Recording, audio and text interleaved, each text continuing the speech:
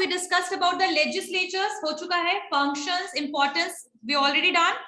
In the executive, we already done the functions of that. In today's class, we are going to understand about the judiciary. This one is the third organ of the government. ठीक है, third power बोल सकते हैं एक तरीके से, जिसको हमने डिवाइड किया था लेजिस्लेचर में, executive, and third one is judiciary. What is the functions of judiciary? Today we are going to do that. ठीक है, और कौन कौन से पावर्स जुडिशियरी के अंडर में सुप्रीम कोर्ट, हाई कोर्ट के पास होता है. ठीक है, ठीक. उसके बाद we will do the fundamental rights of the citizen of India, and the fundamental right is described under the constitution. कहाँ पर described है? Constitution में. और जो right कोई भी आपसे छीन नहीं सकता, deprive आप नहीं रह सकते. ठीक है, यानी वो rights को आपसे नहीं लिया जा सकता. Those are the fundamental rights and that cannot be even changed. उसको बदला भी नहीं जा सकता. ठीक है, बदल भी नहीं सकते हम उसे. चलिए नेक्स्ट, जुडिशियरी. लिखिए, judiciary is the third organ of the government.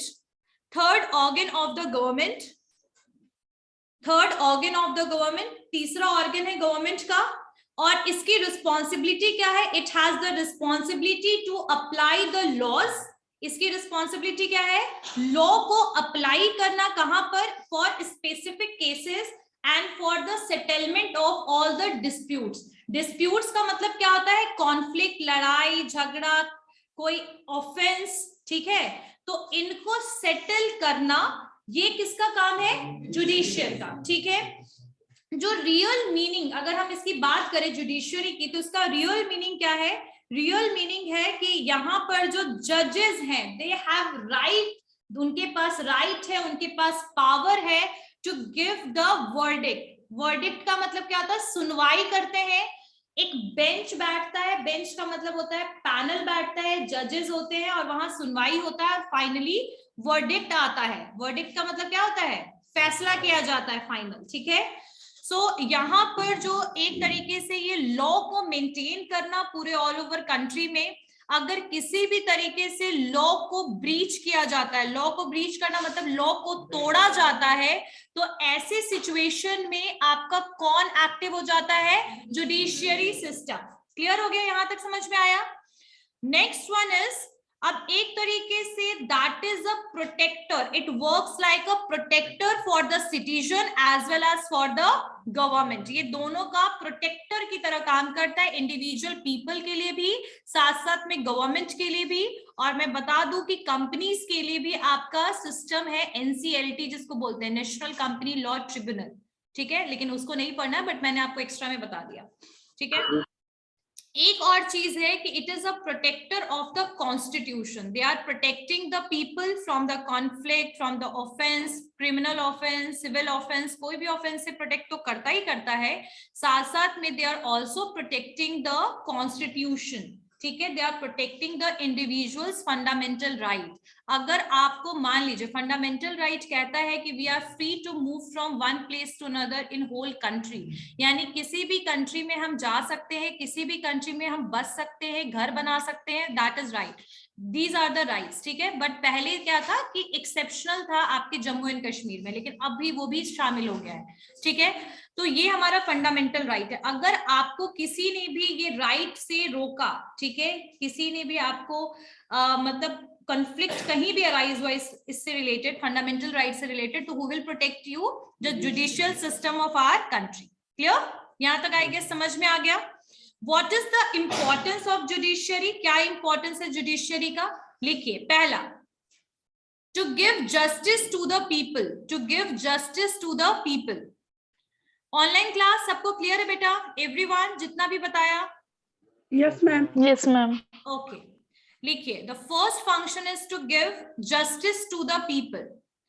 Justice का मतलब क्या होता है? न्याय, न्याय देना. ठीक है, अगर कोई भी जुडिशियरी जो है वो जस्टिस देने का काम करता है, अगर किसी के साथ भी कुछ गलत होता है, कोई भी ऑफेंस, क्रिमिनल ऑफेंस, ठीक है, क्रिमिनल ऑफेंस में आपका मर्डर वगैरह आता है, क्रिमिनल ऑफेंस में, civil offence that is not related with all those murder and all, but जो नॉर्मल ऑफेंस हो गया, जैसे दो लोगों के गुट में लड़ाई हो गई और ऑल दीज थिंग्स. ठीक है, तो यहाँ पर इनका क्या प्रावधान है? What kind of provision the judicial system is maintaining? They are giving the punishment आपको पनिशमेंट दे सकती है, आपके ऊपर पेनल्टी लगा सकती है, आपसे कंपनसेट करवा सकती है। किसी भी ग्रीव्ड पर्सन, अगर किसी के साथ गलत हुआ है तो उसके लिए कंपनसेशन का भी काम करवाएगी जुडिशियल सिस्टम। आपके अगेंस्ट पनिशमेंट भी है, आपको जेल तक भेज सकती है, ठीक है, कार्रवाई कर सकती है आपके ऊपर। तो ये सारा का सारा राइट किसके पास है? जुडिशियल के पास, जुडिशियरी के पास, ठीक है। सो दे हैव, अगर गिल्टी फाउंड हुआ तो, गिल्टी का मतलब गुनहगार जो है, जो आपका, उसको क्या बोलते हैं? No. So first one is कि यहां पर समझ में आया, to give justice to the people, लेकिन यहाँ पर किसी को भी ऐसे पनिशमेंट नहीं मिलेगा। उसके लिए एविडेंस होना चाहिए, वो पर्सन गिल्टी फाइंड आउट होना चाहिए, वो पर्सन कल्प्रिट होना चाहिए, उसके बाद उसको पनिशमेंट जुडिशियल सिस्टम के अंडर में जो लॉ है उस हिसाब से आपको मिलेगा, ठीक है। नेक्स्ट वन इज, और यहाँ पर वो उन लोगों के लिए भी आपका जो भी वायोलेट करेगा, तोड़ेगा जो भी रूल्स एंड रेगुलेशंस है, उनके लिए भी पनिशमेंट है, ठीक है। Next one is interpretation and application of laws. Interpretation and application of laws. Everyone turn on your camera. Interpretation and application of laws. ठीक है। मेजर फंक्शन जुडिशरी सिस्टम के अंडर में क्या है? इंटरप्रेट करना और अप्लाई करना लॉ को हर एक केस में। केस का मतलब समझ रहे हो? जिस तरीके का केस होगा, जिस तरीके का कॉन्फ्लिक्ट होगा, जिस तरीके का सिचुएशन होगा, उस हिसाब से अपनी मर्जी से आप वर्डिक्ट नहीं दे सकते हो। According to particular section of the particular law, ठीक है। हमारे यहाँ क्या है? इंडियन पिनल कोड है ना, आईपीसी जिसको हम बोलते हैं। सो इंडियन पिनल कोड के अंडर में जितने भी आपके सेक्शंस हैं, उसके हिसाब से जो भी जिस तरीके का केस होगा, जिस तरीके का बोल सकते हैं ना कि गुनाह बोलते हैं, जिस तरीके का गिल्ट होगा, जिस तरीके की चीजें होंगी, उस हिसाब से you will choose the punishment for them from the IPC. सुना है ना, आईपीसी की धारा इसके अंडर में, सुना है ये चीज? तो ये चीज आप वर्डिक्ट जो दोगे, that will be according to the laws which is made in India, already जो मेंटेन है इंडिया में, और ये आईपीसी के अंडर में होता है। समझ में आया? चलिए, तो मेजर फंक्शन जुडिशरी का क्या है? इंटरप्रेट करना और अप्लाई करना लॉ को स्पेसिफिक केसेस में, ठीक है। साथ साथ में डिसाइड करना the disputes that come before it, और मतलब जो डिस्प्यूट सामने आया है उस सिचुएशन से क्या बेटर उनके लिए पनिशमेंट है गिल्टी फाउंड आउट होने पर, वो अप्लाई करना। और साथ साथ में ये किसके ऊपर डिपेंड करता है? जज इंटरप्रेट करेंगे, मतलब जो आपका वर्डिक्ट देता है, वर्डिक्ट कौन देता है? जज। जजेस जो होते हैं अलग अलग आपके हाई कोर्ट में, डिस्ट्रिक्ट कोर्ट में एंड आपका सुप्रीम कोर्ट में। हाई कोर्ट स्टेट लेवल पे काम करता है, ठीक है। सुप्रीम कोर्ट सेंट्रल लेवल पे एक ही कोर्ट है, ठीक है। और district court working under the district areas, ठीक है। तो वही इंटरप्रेट करेंगे। तो लॉज को इंटरप्रेट करना, उसको अप्लाई करना पर्टिकुलर केसेस पे, that is the function of the judiciary. Clear? Now the third point, role in law. Ma'am, culprit का मतलब क्या बताए थे? कल्प्रिट का मतलब होता है बेटा गुनहगार, हिंदी में इसको कहते हैं गुनहगार, जिसने गलती किया हो, जिसने ऑफेंस किया, ठीक है। क्लियर हो गया बेटा? Role in law making, role in law making. Law making का मतलब क्या होता है? कानून बनाने में भी इनका रोल है, ठीक है। जुडिशरी जो है उनका रोल लॉ मेकिंग में भी है। वो डिसाइड करते हैं, डिटरमाइन करते हैं स्कोप, हर एक लॉ को जिसको पास किया जाता है, जिस बिल को पास किया जाता है लेजिस्लेचर के थ्रू, उस बिल का क्या इफेक्ट पड़ेगा पूरे कंट्री में। लॉ जो है वो जो बन रहा है कानून, वो कितना सुटेबल है कंट्री के लिए, इसको भी डिस्क्राइब। नेक्स्ट वन इज, समझ में आया? तो वो स्कोप किस चीज का डिटरमाइन होता है कि लॉ जो बनाया जा रहा है, या लॉ जो आपका बिल पास होके लॉ बनेगा, उसका इम्पैक्ट ओवरऑल आपके सोसाइटी पर क्या पड़ेगा। तो ये भी जुडिशरी जो है वो उसके स्कोप को डिस्क्राइब करता है, स्कोप ऑफ लॉ, जो कि कानून आएगा देश में उसका क्या रोल होगा, उसको उसके स्कोप को डिस्क्राइब कौन करता है? जुडिशरी, ठीक है। इवन लॉ मेकिंग पर भी वो कई बार क्वेश्चन करता है। उसको पास करना, उसको कानून बनाना जुडिशरी के हाथ में नहीं है। लेकिन they can question the scope, they can question the act जो बनाया जा रहा है उसको क्वेश्चन किया जा सकता है किसके द्वारा, आपके जुडिशरी के द्वारा, ठीक है। और एक चीज और भी है कि जब आपका लॉ आ गया, once the law come in India, in that situation जो हायर कोर्ट्स हैं, यानी कि आपका जो सुप्रीम कोर्ट है, दे विल मेंटेन कि जितने भी बाकी के कोर्ट्स हैं, जैसे आपके हाई कोर्ट, डिस्ट्रिक्ट कोर्ट है ना, बहुत सारे फैमिली कोर्ट, इसके बहुत सारे ब्रांचेस होते हैं, उन सब जगह पे इन सारे लॉज को प्रॉपरली अप्लाई किया जाए, ये भी जुडिशरी देखेगा, ठीक है। क्लियर हो गया? तो रोल मेकिंग में भी क्या, आपके लॉ मेकिंग में भी इनका क्या है, रोल है। Clear? Next point, equity legislation,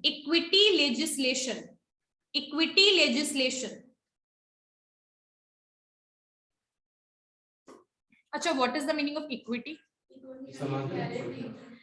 ऐसा तो इक्विटी बहुत लोग शेयर्स को बोलते हैं, बट आप शेयर्स मत लीजिएगा यहाँ पर इक्विटी का मतलब है एक फेयरनेस की बात हो रही है, ठीक है।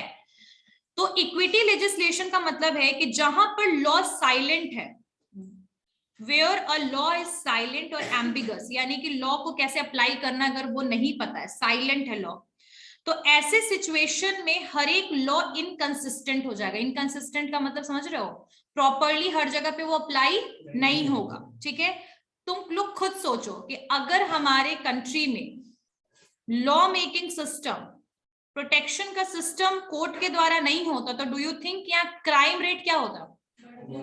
एक्सेसिव हाई, ठीक है। लॉ को प्रॉपरली अप्लाई करने का कोई सिचुएशन नहीं होता, इनकंसिस्टेंट हो जाता, ठीक है।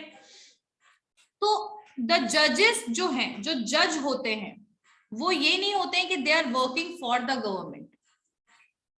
आराम से बैठो, ऐसा नहीं होता है कि वो गवर्नमेंट के, वो जो बोल सकते हैं ना गवर्नमेंट के पार्ट है, नो, दे आर द, वो क्या है, एक ऑर्गन है, और they are dependent on the fairness. ऐसा नहीं कि वो हर एक जो भी आपका वर्डिक्ट करेंगे वो गवर्नमेंट के फेवर में करेंगे या वो बायस्ड होंगे, no, they are not biased, they are totally dependent upon the evidence and proofs. किस चीज पे वो पूरा डिपेंडेंट होता है? एविडेंस पे और प्रूफ्स पे। जितना ज्यादा एविडेंस प्रूफ होगा जिसके भी फेवर में, फाइनल वर्डिक्ट उसी के फेवर में आता है, ये तो पता ही है।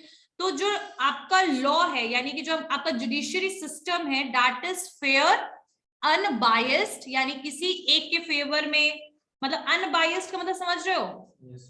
कोई अंतर भावना नहीं है उनके अंदर, डिस्क्रिमिनेशन नहीं है, सेंस ऑफ जस्टिस होना चाहिए आपका, फेयरनेस है, इम्पार्शियलिटी है, एंड ऑनेस्टी है, ठीक है। और उनके लिए केस को डिसाइड करने का रीजन रिलेशनशिप्स और पर्सनल रिलेशनशिप नहीं होता है, उनके लिए क्या होता है? प्रूफ्स एंड एविडेंस, ठीक है। डिसीजन मेकिंग में वो हमेशा ये चाहते हैं कि वो इक्वालिटी के ऊपर फोकस करें, क्लियर है। इसीलिए इक्विटी लेजिस्लेशन का मतलब यहाँ ये है कि आप जो भी लॉ वगैरह जो भी है उनको कॉन्स्टेंटली अप्लाई कीजिए, फेयरनेस पर, प्रॉपर डिसीजन पर, ठीक है, ऑनेस्टी पर बेस्ड होता है हमारा जुडिशरी सिस्टम, ठीक है। Next point is protection of rights, protection of rights, protection of rights. Right से क्या समझते हो? सही या हक, अधिकार, हमारा क्या अधिकार है, ठीक है।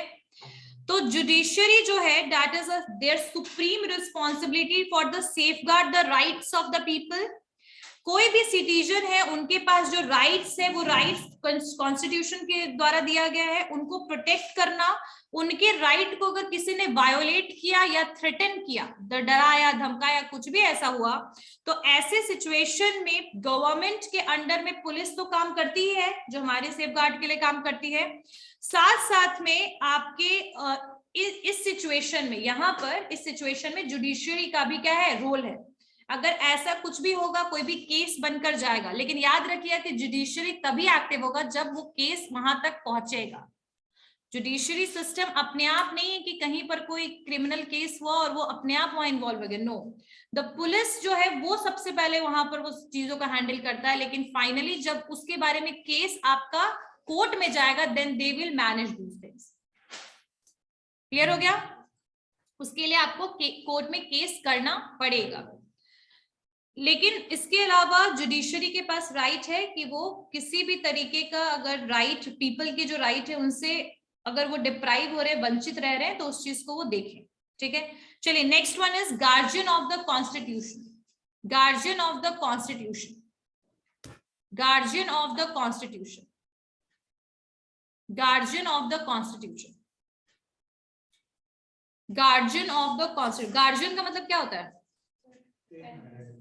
पेरेंट, या फिर बोल सकते हैं कि हाँ हेड ऑफ द, हाँ रखवाला, बिल्कुल। गार्जियन का मतलब एक्चुअल में होता है रखवाला, मतलब यही होता है। लेकिन वी आर बेसिकली थिंकिंग, मतलब हम पेरेंट्स को एज अ गार्जियन मानते हैं, है ना, क्योंकि वही हमारी देखभाल करते हैं, देखते हैं। सो गार्जियन ऑफ द कॉन्स्टिट्यूशन का मतलब भी यहाँ पर यही है कि जो कॉन्स्टिट्यूशन का रखवाला हो, इन शॉर्ट। ठीक है, तो आपका जो जुडिशरी है वो गार्जियन तो है कॉन्स्टिट्यूशन का। कॉन्स्टिट्यूशन जो है वो एक सुप्रीम लॉ है। सुप्रीम लॉ का मतलब समझते हो? वही लॉ से ही पूरा का पूरा बाकी आपका लॉ कहीं ना कहीं बना है। ठीक है, that is a charter of the country, है ना। ऐसे सिचुएशन में जुडिशरी का काम है उसको प्रोटेक्ट करना कॉन्स्टिट्यूशन को।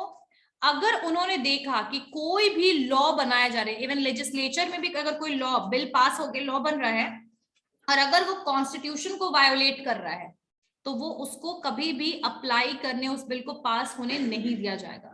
इसीलिए आपको पता होगा कि जैसे जीएसटी आया, आपका ईडब्ल्यूएस रिजर्वेशन सिस्टम आया, सब में आपके कॉन्स्टिट्यूशन को अमेंड किया गया है, यानी चेंज किया गया है, फिर उसको लागू किया गया है ना। सो ऐसे सिचुएशन में अगर कोई भी अल्ट्रा वायरस का मतलब होता है जो कॉन्स्टिट्यूशन के राइट या कॉन्स्टिट्यूशन के बाउंड्री से जब आप कोई बाहर जाके डिसीजन लेते हैं, तो उसको कहते हैं अल्ट्रा वायरस सिचुएशन। अगर आपका ये बाउंड्री बना हुआ है कॉन्स्टिट्यूशन के द्वारा, और इससे बाहर अगर आप कोई बियॉन्ड जाकर के कोई चीजें करोगे, तो that is known as ultra vires. उसको क्या बोलते हैं? Ultra vires. तो अगर कोई अल्ट्रा वायरस सिचुएशन आया, इसका मतलब वो अनकॉन्स्टिट्यूशनल हो गया, अनकॉन्स्टिट्यूशनल हो गया। तो ऐसे सिचुएशन में वो लॉ, जुडिशियल है, वो रिजेक्ट कर देगा उस लॉ को, यानी उस लॉ को पास होने ही नहीं देगा। ठीक है, तुरंत से उसके ऊपर क्या हो जाएगा? तुरंत से आपका काम स्टार्ट हो जाएगा, एक्शन तुरंत ले लिया जाएगा। ठीक है, तो इस पावर को क्या बोला जाता है? Judicial review. इस पावर को क्या बोला जाता है? Judicial review. दिस पावर, यानी कि अगर जो जुडिशरी जो है वो तब ज्यादा एक्टिव हो जाएगा जब कोई भी चीज अनकॉन्स्टिट्यूशनल होगा, आइदर बाय द गवर्नमेंट में, स्टेट गवर्नमेंट, सेंट्रल गवर्नमेंट के द्वारा भी अगर कोई चीज अनकॉन्स्टिट्यूशनल होगा, लेजिस्लेचर के द्वारा भी होगा, तो भी उसको रिजेक्ट कौन कर देगा? जुडिशियल। इसको बोलते हैं जुडिशियल रिव्यू। इसको क्या बोलते हैं? Judicial review. रिव्यू का मतलब क्या होता है? फीडबैक देना, ओपिनियन देना। ठीक है, कोई चीज गलत हो रहा है उसके बारे में बताना, तो जुडिशियल रिव्यू इसी को कहते हैं। कॉन्स्टिट्यूशनल कुछ भी अनकॉन्स्टिट्यूशनल होगा, बियॉन्ड बाउंड्री कोई भी चीजें होंगी, डिसीजन लिया जाएगा, लॉ बनाया जाएगा, तो रिजेक्ट कौन करेगा? जुडिशियल। क्लियर? डन? समझ में आया? चलिए नेक्स्ट पॉइंट इज, अब तो काफी ज्यादा हो गया लेकिन फिर भी लिख लीजिए next, running of the judicial administration. Running of the judicial administration, running of the judicial administration. Judiciary मैंने पहले बोला था कि that is not the department of the government. अगर मान लीजिए कि जुडिशरी सिस्टम डिपार्टमेंट होता गवर्नमेंट का, तो डू यू थिंक, अगर जुडिशरी सिस्टम डिपार्टमेंट होता गवर्नमेंट का, तो do you think that they can work fairly? Obviously no. So हाँ, बिल्कुल गवर्नमेंट के हिसाब से चलते जैसे बाकी गवर्नमेंट ऑर्गेनाइजेशन चल रहा है ना। तो यहाँ पर अनबायस्ड की जगह बायस सिचुएशन भी आ सकता था। तो ये चीज तो पहले क्लियर है कि judiciary is not the part of the government. ठीक है, डिपार्टमेंट नहीं है, इट इज इंडिपेंडेंट। ये बिल्कुल इंडिपेंडेंट है, आजाद है एग्जीक्यूटिव एंड लेजिस्लेटिव से, इन दोनों से ये बिल्कुल आजाद है। ठीक है, ये सेपरेट है और इनका अपना ऑर्गेनाइजेशन है, इनके अंडर में अपने ऑफिशियल्स है, इनका अपना स्ट्रक्चर है। क्लियर हो गई बात? समझ में आया? लेकिन जो चीफ जस्टिस है वो उसको कौन अपॉइंट करते हैं? प्रेसिडेंट। ठीक है, इनका अपना फ्रेम है, इनका अपना लॉ है जिसको इन्फोर्स किया जाता है ना।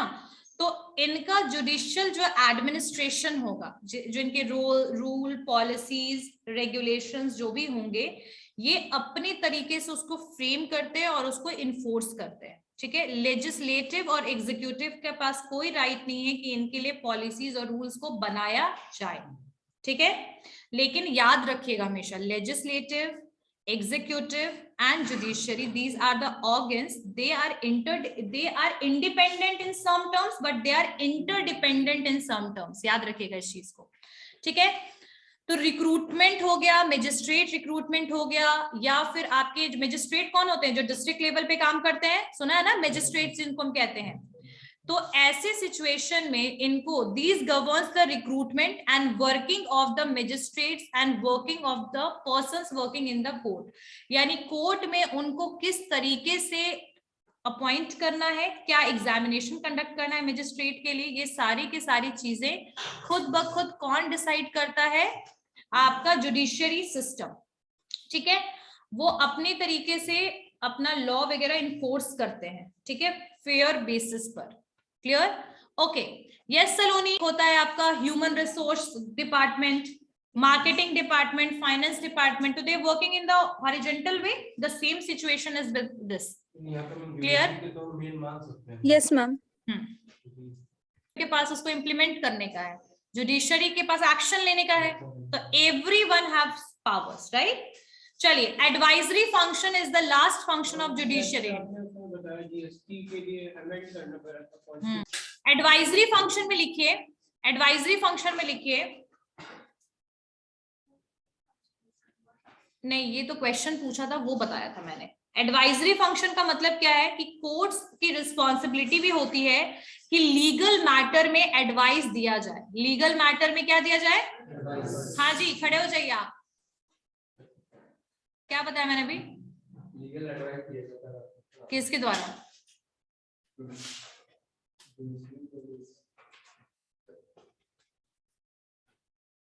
बैठो।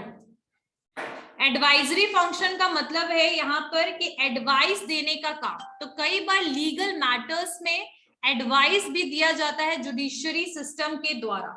एडवाइस लीगल मैटर में, जैसे कोई भी चीज चेंज हुआ, बदलाव आया, तो कई बार आपने देखा होगा कि न्यूज़पेपर में तुरंत से उससे रिलेटेड न्यूज आ जाता है।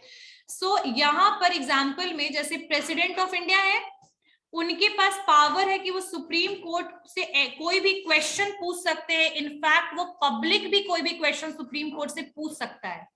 तो ऐसे सिचुएशन में कोर्ट को, सुप्रीम कोर्ट को आंसर देना है लीगल टर्म्स में अबाउट द फेयरनेस या अबाउट दैट वर्डिक्ट।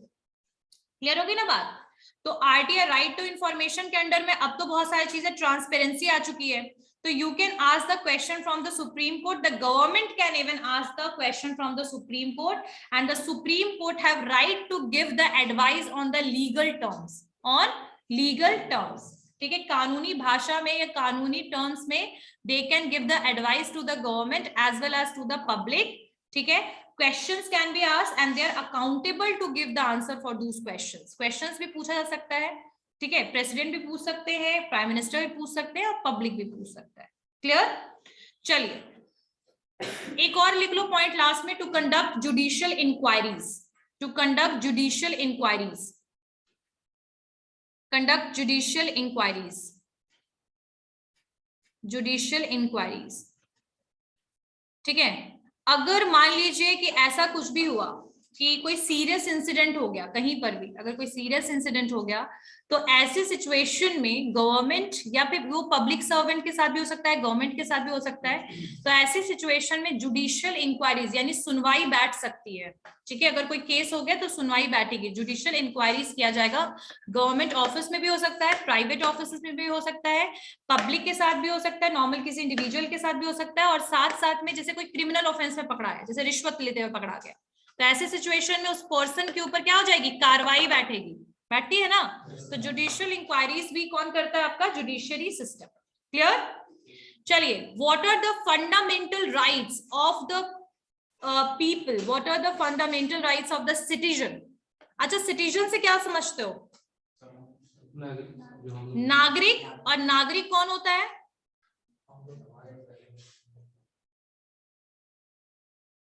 जो इंडिया में 186 डेज से ज्यादा रहते हैं वो आपके कौन होते हैं, सिटीजन होते हैं इंडिया के।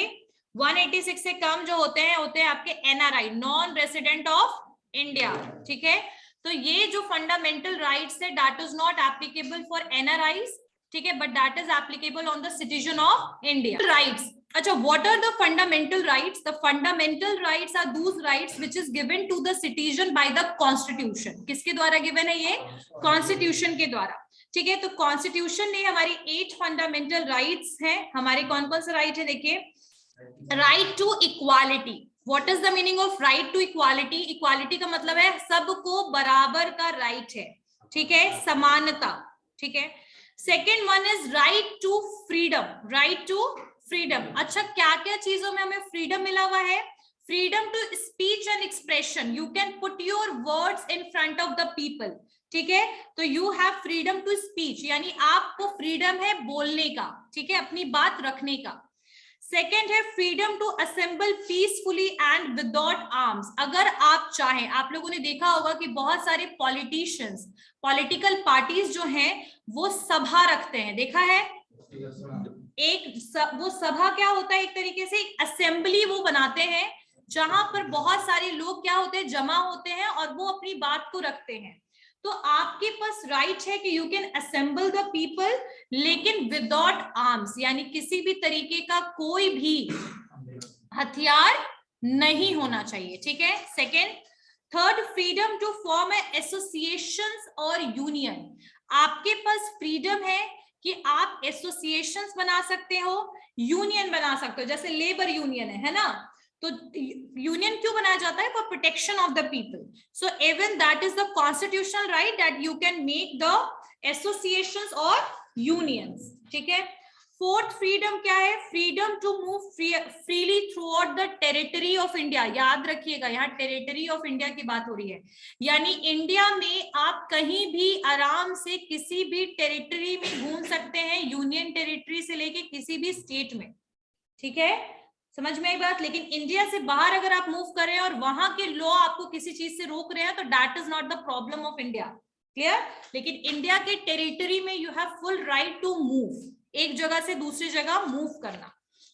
Next one is freedom to reside and settle in any part of the territory of India, यानी इंडिया के टेरिटरी में आप कहीं पर भी जा सकते हो, सेटल हो सकते हैं। सेटल होने का मतलब है you can purchase the property as well. अगर आप वहां पर परमानेंटली रहना चाहते हो तो you can also have freedom to settle and reside. Reside मतलब रहना in any part of the territory of India, India के किसी भी पार्ट में आप रह सकते हैं। ठीक है, next point is right to life and personal property, यानी आपको जीने का भी हक है और आप प्रॉपर्टी को भी आप क्या कर सकते हैं, आप रख सकते हैं अपना। ठीक है, पर्सनल प्रॉपर्टी भी परचेज कर सकते हो, गाड़ी खरीद सकते हो, घर खरीद सकते हो।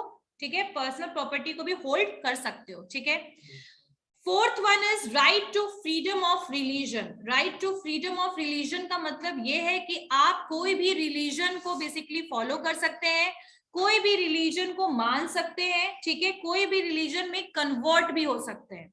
ठीक है, तो कोई भी रिलीजन को प्रैक्टिस करना that is the constitutional right.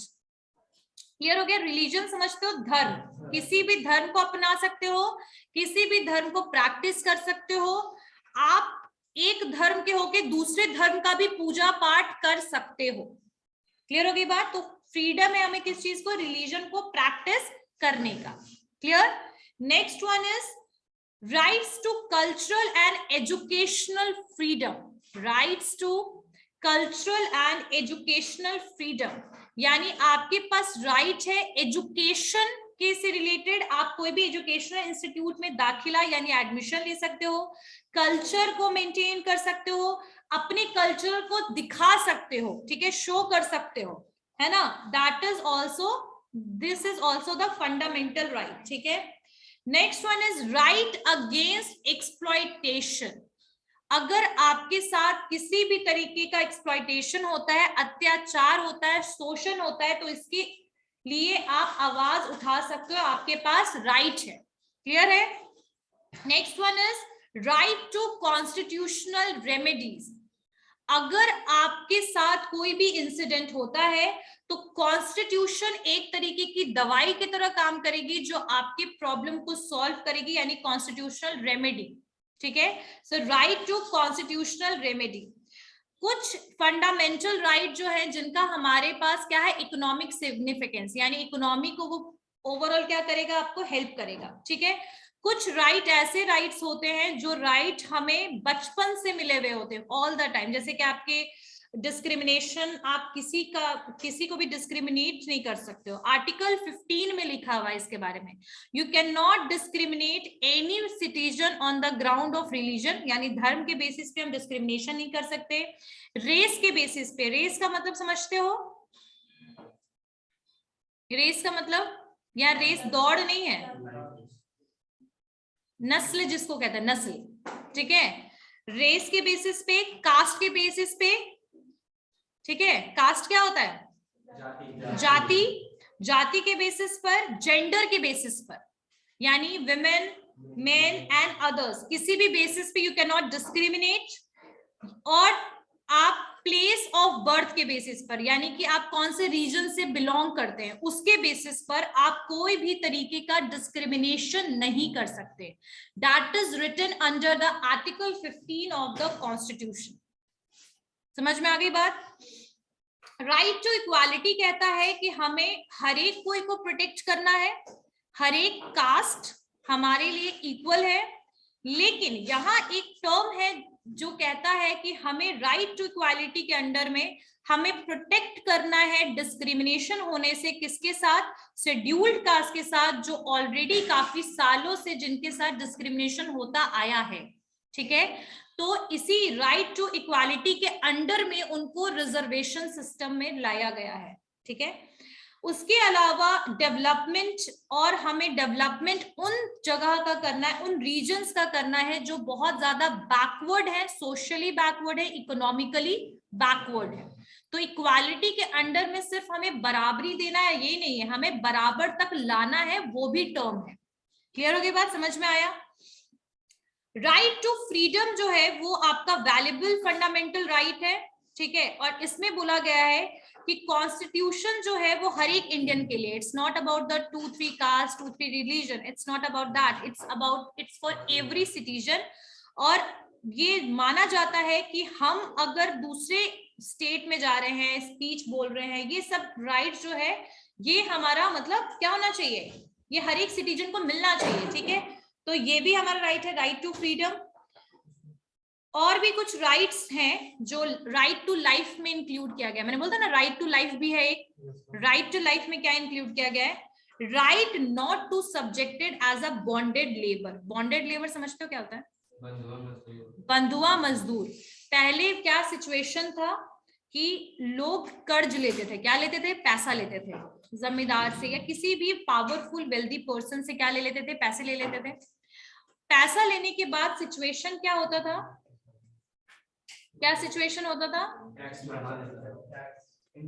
Interest बढ़ा देना, और अगर वो पैसा नहीं दे पाया तो उसको एज अ बॉन्डेड लेबर हमेशा के लिए अपने घर पे रख लेना। And it's not about the person who took the loan, it's about their children as well. ठीक है, तो बॉन्डेड लेबर आप नहीं बना सकते हो किसी को भी। ठीक है, आपको राइट है कि आप बॉन्डेड लेबर ना बने। नेक्स्ट है डिसेंट एनवायरनमेंट में आप रहें जहां पोल्यूशन ना हो। आपकी राइट टू प्राइवेसी, यानी अगर आप लाइफ जी रहे हैं आप अपनी प्राइवेसी को मेंटेन कर सकते हैं, अपनी इंफॉर्मेशन को मेंटेन कर सकते हैं। ठीक है, तो राइट टू प्राइवेसी के अंडर में ही आपने नोटिस किया होगा कि जब हम फोन कॉल करते हैं या इधर उधर कोई भी इंफॉर्मेशन चाहिए तो आपको इंफॉर्मेशन नहीं मिलता है। That is comes under the right to privacy. ठीक है, right to pure drinking water, हमें क्या चीज का राइट है कि हमें स्वच्छ जल पानी मिले। नेक्स्ट है राइट टू गुड रोड्स, यानी हमें अच्छा रोड जहां पर हम अच्छे से ट्रैवल कर पाए उसका भी हमारे पास क्या है, राइट है। ठीक है, तो ये राइट टू लाइफ में है।